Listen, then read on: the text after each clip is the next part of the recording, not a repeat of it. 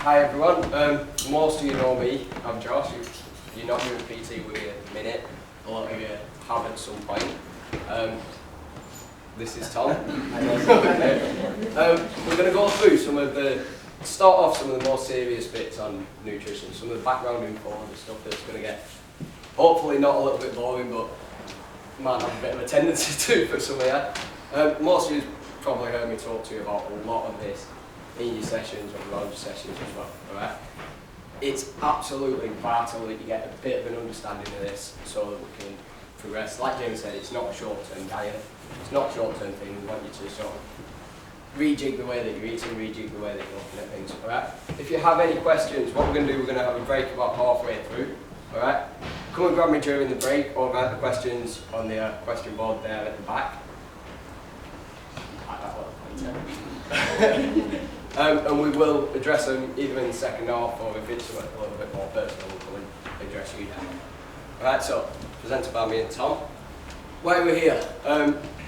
Basically, we get asked a lot of the same questions by a lot of you. We're covering the fundamentals today, we're covering the main factors of nutrition. Right, all the background info, and then what we're going to do in the second half, we're going to build upon it. We're going to look at popular diets, why they may or may not work. We're going to look at supplementation. We're going to look at the two sort of schools of thought with dieting, which is if it fits your macros and clean eating. We're going to look at personalisation and practicality. Get the diet working for you. We're going to look at your daily setup, comparisons of sort of if you're training at different times, different days. Then we're going to look at your frequently asked questions. For some reason, for most of you, this starts off with alcohol. Right? Don't know why. We're also going to look at sort of how do you tailor your nutrition to meet your training. Can you get away with cheat meals? Is there ever a time that you can have cheat meals? A lot of you will have seen that people do have cheat meals occasionally, and a lot of you will have seen that people in extremely good shape or extremely fantastic levels of fitness will also put cheat meals in. Alright, we're going to finish off by just covering the new plan. Alright, like I said, the first half of it is we're going to get down to the nitty-gritty a little bit, cover the fundamentals of nutrition. So we're looking at, obviously, these popular diets, we are going to cover them as well. I forgot that you put them on top, sorry. What we won't do, go into a lot of depth basically. We're going to cut out the scientific stuff and just give you the fundamentals. And we try not to overcomplicate it. So again, just so you get the main points and not boys there basically. These are some of the more complicated sides of it, alright? We're not going to go into any of this, alright? I'm just showing you that what we say there will be other situations that may require different numbers and different things. I'll explain to you briefly why these happen, but we're basically looking at your energy. We're looking at, that's what food is, so most of it is your energy to survive, to breathe, to move, and then after you breathe in, you're moving, you're thinking, you're surviving, then it's your energy for your training, alright? Your surviving is always the first point of it, alright? And I'm going to make that as clear as possible as we go through. Basically, we're hoping to give you a good understanding of nutrition to help you get to where you want to be, alright? Without this understanding of nutrition, it's fine me saying, right, eat this at this time, eat this at this time. You're not going to be able to always do that. You're not going to be able to always fit that in, okay? We're going to also explain the reasoning behind the plans. Like James said, we've calculated sort of the best, or we've looked at the research, the best methods for most of you. It will be different for a lot of you. Trevor, you'll be on different calculations to Jen. Marie, you'll be on different to Sam. You'll all be on different calculations, alright? Or you may all be on different calculations to fit your goals and to fit what you need, alright? Why we wanted to do the seminar is obviously nutrition is vital in fitness, health, body composition. Pretty much every reason that you come to see us, your nutrition is going to be a key factor. Alright? We're not there all the time, so understanding your choices is mega important. Alright? People, as I mentioned, have the same issues behind nutrition, behind diet. This is one that I'm particularly interested in. There's a lot of bad information on nutrition on social media nowadays. You get everyone becomes a nutrition expert, alright, and everyone tells you, no, you should be doing this, you should be doing that. Okay? It's definitely not that simple. Alright, a lot of people are just trying to sell different products. There's not enough helpful information. There's a lot of it out there, but being able to find what's good, what's bad, is a little bit more difficult. And it is just inherently a confusing topic, alright? in the media recently, within the last probably 12 months. I've seen articles in Burnley Express front page probably, or any local papers. It's been high fat's a better diet to have than low fat. High protein is dangerous, things like that. Alright, there's a lot of very controversial topics at the minute. We just want to summarise it with some clear advice and guidance on sort of where we want to go with it. So, why do we feel like we're the right people to do it? Alright, as Jamie mentioned, we opened FX about, well, just short of 3 years ago. Since then, we've seen probably hundreds, if not thousands, of clients. Alright, that will mean that we have done probably thousands of diet plans between me and Jamie. If you're looking at clients staying with us for anything more than a month or two, you'll be on a different diet plan as you're moving through. Alright, if you're wanting to keep changing it. This fit all goals. Anyone wanting to bulk up, wanting to lose body fat, wanting to just be healthy, wanting rehab. We've done diets for pretty much all of it. Okay.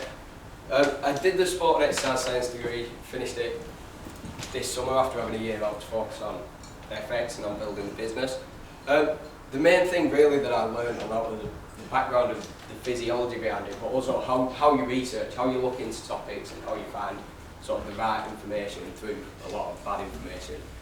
Personally, I've tried most of the diets that any of you will be doing or hearing about. Alright, I've done high fat diets for a long time, I've done low fat diets, I've done high protein diets, I've tried a lot of the popular products, I've tried Herbalife, I've tried Juice Plus, done them sort of diets as well. Alright. In 2012, this is when it sort of changed for me a little bit. Alright. I was at uni, one of the tutors sent me through a video, and I'd done my level 3 nutrition, I'd already been doing diet plans for people, and they were all the same sort of topic. Right? They all focused on you need a certain amount of carbs, you need a certain amount of fat, you should eat off the government eat well plate that a lot of you will see. Alright? This video absolutely reversed that, turned it on its head. Alright? It said, no, you should cut carbs out of your diet pretty much completely. You should eat off fats, you should fuel your body off fat. It's much healthier, you eat more fat, you reduce your cholesterol. Now thinking, hang on, that's completely opposite to everything that I've ever been taught through all the different, including the nutrition part at uni. It's different to everything that I'd ever been through. So I knew that there was something that was not quite right there, I needed a bit more looking into. Alright, Tom? Myself, I've always had a keen interest in nutrition. Like Josh, I've done a sports science degree. I've not had as much time doing diet plans as him. Obviously, him and Jamie have been doing FX since about 3 years ago. I've only joined in February, so I've not got as much experience doing diet plans. But as I said, I've always had a keen interest in nutrition. Modules at uni included like nutrition and prevention of disease and nutrition in relation to healthcare as well. So not just sport based or like weight loss based, something like that. It's a bit more sciencey. And then again with my rugby background, I've always thought, how can I fuel myself to get the best performance? What brings out the best performance from me? How can I get in shape to get the best performance basically? So I've always, since I've been here at FX, always wanted to take my nutrition a bit further, and this is just one of the things to do, and hopefully pass on my knowledge to you as well to give you the best experience here at FX. So today, we can get started, go through basically how your nutrition fuels your activity in life, how to fuel your training the best way, how your nutrition will help you lose or gain weight, improve your performance like I just said, and also how to just generally be healthy, because some of the diets out there will help you lose weight or gain muscle, but they might not be a healthy way of doing it. So Josh will go into that, things like if it fits your macros. So yeah, you're getting your macronutrients, but are you getting everything else in your diet that's going to make you be a healthy person? And you might have also heard about people saying, is it all 80% nutrition, is it 20% exercise as well? Well, no, it's not. It's all the same thing. If you're just going to do, if it's 80% nutrition, 20% exercise, you need the whole thing. You need 100% nutrition, 100% exercise to get the best out of yourself. And then at the end, it's very simple. Your energy intake equals your energy output. So whatever you expend in calories, you need to take in during the day as well. If you want to put weight on, obviously your energy intake is going to be more than your energy output. and then to lose weight, your energy intake is obviously going to be higher than your energy output. Okay, so we're going to cover the fundamentals, alright? We're going to look at what's calorie, what's macronutrient, macro, what's the importance of water and hydration, alright? These aren't separate. Your diet, like I said, everything's linked, alright? What you consume, you need to consider all of it, alright? Your resting metabolic rate, okay, we've used RMR rather than your basal metabolic rate, because basically it's easier to measure. It's basically the calories that you need at rest to fuel your breathing, to fuel your circulation, everything like that. Like I said, this is your number one. Your body will not want to burn fat, it will not want to build muscle, it will not want to get much fitter if you're not covering all the essentials for life. Okay? Macronutrients. Someone tell me a fact about protein. Trevor, what do you need it for? Muscle. Muscle. Do you guys think that more protein will mean that you build more muscle in general? Alec, give me an answer. Generally. Yeah. Okay. So a lot of people see it that way, right? Protein is absolutely vital in building muscle. However, you can be massively over on your targets for protein. You can be eating 3-4 grams of protein per kilo of body weight, more than any study has ever said that you'll need, that you'll benefit from, and you can still be deficient in protein, alright? The reason that happens is that, again, your body needs to fuel life, it needs to fuel your energy. Your body can convert proteins into carbs, it can convert it into energy. If you're not eating enough carbs, or enough energy foods, it doesn't have to be carbs, but if you're not taking in enough total energy, the protein that you're taking in won't necessarily be used for building muscle, okay? That's a key factor in this. It's made up of amino acids. It is your second most abundant substance in the body behind water. Okay? It's found in fish, meat, nuts, beans, vegetables, and obviously protein shakes. Okay? There's a lot more sources in that as well. Just covering two terms as well that you'll see a lot and you'll probably hear a lot in. Well, if you're ever listening to anything about fitness or if you're ever reading much about it, anabolic is basically meaning the state of growth. Catabolic means a state of breakdown, okay? As I've just mentioned, more protein doesn't necessarily equal more muscle, alright? Some good protein sources on there: eggs, whole eggs, just egg whites, chicken and turkey, fish, lean beef, alright? These are different sources of protein. Carbs, as I've just mentioned, these can be essential in your diet, or they can be critical to eat, they're not actually essential. Right? Your body doesn't need to be eating carbs. I wouldn't recommend not having any carbs because your fruit, your veg, that'll all have carbohydrates in it. Alright? And your carbs basically see it as your fuel source. Once you've covered your basics of eating your essential fats, once you've covered your eating your essential proteins and you're hitting them targets, your carbs makes up the rest of the energy that you need. If you're trying to lose weight, it might not be very many carbs. If you're trying to maintain or develop, it might be quite a few. And if you're trying to build weight, chances are you're going to need a lot of carbs and a lot of protein in your diet. Okay? Simple and complex carbs you will have all heard of. You want to focus a little bit more on high GI and low GI. Alright? Simple carbs is basically sugars, complexes. We're looking at sweet potatoes, corn and things like that, brown bread. Alright? When you look at your glycemic index, which is what your GI is, that's how much insulin your body secretes when eating that in a short period of time. Okay? The more insulin that you secrete, the more your body stops burning fats. Right? Stops burning fats and it'll work on repairing your muscles. It can be absolutely fantastic. Alright? If you're having the right sort of carbs at the right times, you can use it as a fantastic tool. Alright? If you're not, if you start eating loads of sweets at your desk and drinking all sorts of energy drinks and things like that, then Sam, you're looking guilty. But then you're a fantastic tool, alright? So please just be a little bit aware of what types of carbs. Again, it's not necessarily good carbs and bad carbs until you bring fat into the equation, alright? It's more of a good time, bad time to have them carbs, alright? It depends on how much total energy you need. Again, some examples of carbs, what the difference is between simple and complex. I'll try and get this up onto the website as well so that you can all have a look at it. And again, there's an example of glycemic index. Do find one of these. A lot of it might have it on your plan, okay? But do find one and make sure that you're looking for the right things. You've got donuts, French fries, things like that in your high GI. That doesn't mean that they're fine after training, alright? Don't fall into the trap of thinking you can have whatever you want because you've just trained, alright? Trevor, you look guilty. Okay, please don't fall into that trap, guys. You'd be probably alright with some white rice or white potato, things like that. I have Haribo and sweets quite a bit straight after my training if I need to recover quickly, if I'm going to train the morning after. Alright, if not, if I've got 3 days, I don't need to do that, because that'll just mean that I'm a bit more susceptible to putting body fat on. Fats, alright? People are pretty often scared of eating a lot of fats. Alright, people assume that if you're gaining body fat, it's because you're eating too much fat. That's not necessarily correct at all. Alright? Fats are calorie dense, 9 calories a gram as opposed to protein and carbs, which is 4 calories each.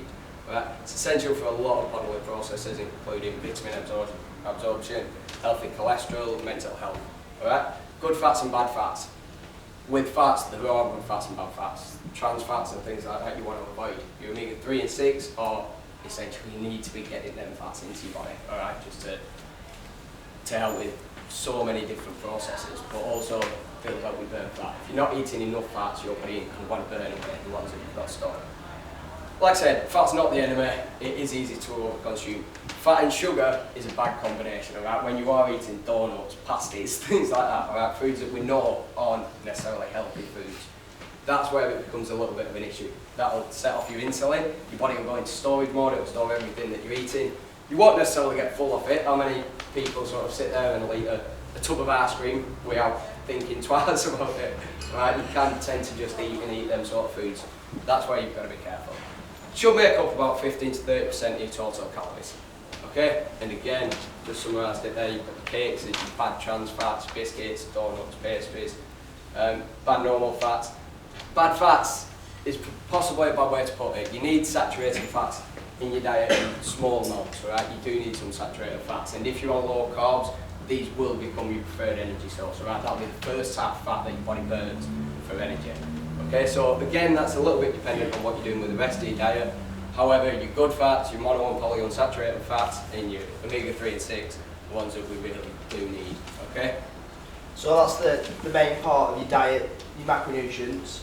So now we're just going to touch base upon like water, hormones and micronutrients, which forms the other part of your diet. So with water, takes up about 60-70% of your body weight on average. Essentially most processes, including energy transport and utilisation. Obviously, don't get enough water, you get dehydrated, so hands up here if we've told you you've been dehydrated before. You're down, yeah, basically. There is definitely more than that, by the way. Just so that you know, it's on 2 hands go up there. Would have been a better question, hands up, if you've never been dehydrated. You're not one either. We've all told you at some point on those scales that your hydration's down. So yeah, your water is essential. How much? 3 to 5 litres per day. You know, sometimes it's not 2.5 litres to 5 litres. Depends on your training, depends how much exercise you're doing, but that is basically what you should be doing. And then overhydration as well. Again, I don't think anyone here is at risk of that at the moment. But there is that as well. But again, I don't think that's not very much. So macronutrients. These are your vitamins and minerals, found mostly in natural foods. So your fresh foods, like your fruit and veg, and then your meat and fish as well, does have some micronutrients in. And then you can have multivitamins and supplements. If you're deficient in anything, we would recommend that you go on to either increase your intake of fruit and veg, or supplementation is good as well. What's the role? It varies. So control energy utilisation, a healthy central nervous system, brain function, muscle contractions, fights illness. So it's again, the important thing, they're only small, but they do control important things in the body. And yeah, so we're only touching on it. And then, so, bringing it all together, alright? Your body has no conscience. You guys can work as hard as you possibly want to work. Right? You can think that you're eating absolutely perfectly. You could be in the gym for 5-6 hours a day, alright? And you could be eating salads and things like that. Doesn't mean that you're going to probably lose weight. Doesn't mean that you're going to lose good weight. Right? Doesn't mean that you're achieving the goals that you want to achieve. Right? You do need to be eating right. You need to be, like I said, controlling the amount that you need to actually consume, and you need to be looking at, right, well, what are your goals? Beyond that, once you've covered them bases, then what do you want to do? Then what are your goals? alright? You give your body a stimulus, that's your training for all you guys, alright? Training is your stimulus to change, okay? If you're not training, yeah, you can control your weight by just controlling your diet as well, okay? But again, for most of you, if not all of you, your training's going to be vital in this. Then the nutrition that you give it enables or hinders response. It enables you to train hard and to keep giving your body adequate stimulus. If you're coming in and you're training tired, to be honest, then you're not going to get the response that you guys want, alright? Or, as I said, it hinders a response if you're not refueling your body as well. If straight away you're not putting that protein back in, putting that energy back into your body and allowing it to grow, or to develop, or to build, or to burn fat, then obviously you're not going to adapt. You want to give it a stimulus, enable a response, and adapt. Alright? Like I said, it requires you to give enough energy to run your basic processes. Firstly, you'll survive. Alright? Always remember that. Don't think that you don't need to eat a lot. If you drop your metabolism, or drop your calories too low, it's going to affect your metabolism. Okay? This doesn't just account for eating just about enough to survive. Alright? This accounts for eating enough to survive and then fuel a bit of your daily activity as well. Alright? Some of you might be training for 3-4 hours a day and still on sort of the absolute bare minimum calories that you can be on. It's not going to be optimum for you guys to get the changes that you want. Alright? So some other factors, hormones, so especially things like cortisol, testosterone, estrogen and insulin. So things like testosterone, very high in males, not as much in women. Muscle build, it's basically a muscle building hormone. So in males we want to keep that testosterone levels as high as possible. Women it's just naturally, people say to me like, oh, I don't want to do that too much weight, otherwise I might put muscle on. In women it's not as, people get confused, so because you do weight doesn't mean you're going to put loads of muscle on, because women don't have that testosterone levels. Cortisol is a stress hormone, so if you stress, your cortisol levels will be higher, and that promotes fat storage. It's a fat storage hormone, so it links in with stress underneath. Stress we're trying to keep as low as possible, basically.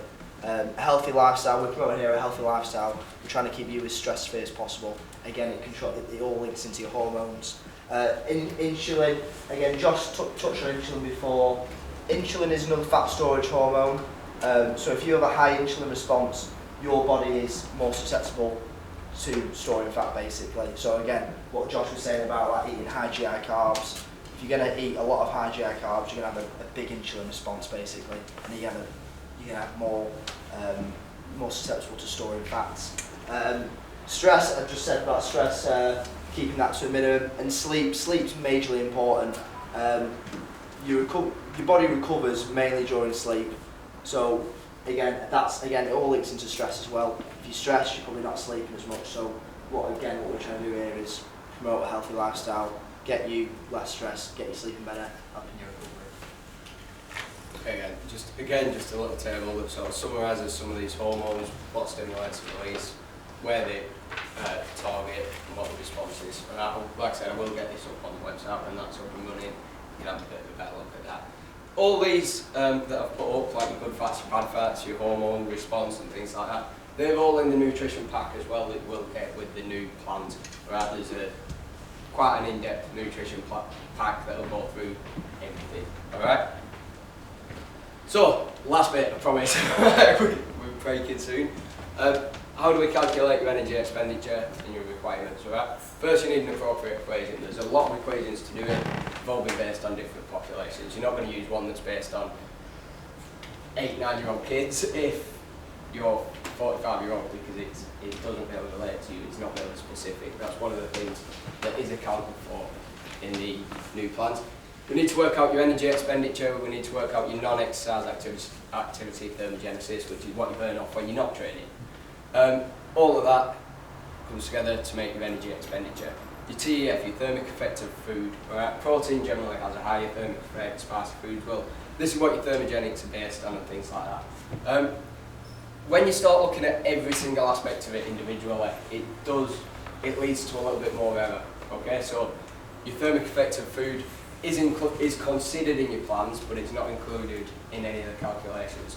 Okay, if you're on higher protein, we'd assume that you're going to burn a little bit more fat. Okay, So we individualise after that. We'll look at your goals, your body type, and your current nutrition. Okay? There's 6 different methods that we use when we've done all the other calculations that are appropriate to you. We'll then pick one of 6 methods that fits your lifestyle, your body type, your goals best. Alright? And that's how we're working out the new numbers for your diet plan. Okay? How do we monitor it? Weight, we'll focus on body composition. Basically, your weight is something that you guys need to understand that if you're trying to lose weight, you generally try to lose body fat, not just weight. Okay, you might have a week where you get on the scales and your weight doesn't drop down. Most of you know this, alright? But if your weight doesn't drop down and you are trying to lose weight, or if it doesn't go up and you're trying to build muscle, it's not always a bad thing. Look at the bigger picture, alright? You might be losing body fat, or you might be gaining muscle mass. Don't look for the quick fix, because these can damage your metabolism. These can do a lot more harm than good. If you drop your calories to 800 and you're burning off absolutely loads every day for 3 weeks, as soon as you come off it, you bang a load of weight back on. I'm sure that a lot of you, who here has tried a diet where you dropped your calories mega low and then gone on holiday or something and put a load of weight on? Hands up. Good, super. Okay, and that's why, alright, your metabolism gets damaged, you try and cope with it, and it is, your body just doesn't do it. Alright, focus on how you look, how you feel, the changes that we want you to actually make, rather than just the numbers on the scales. Okay, we're going to have a break there.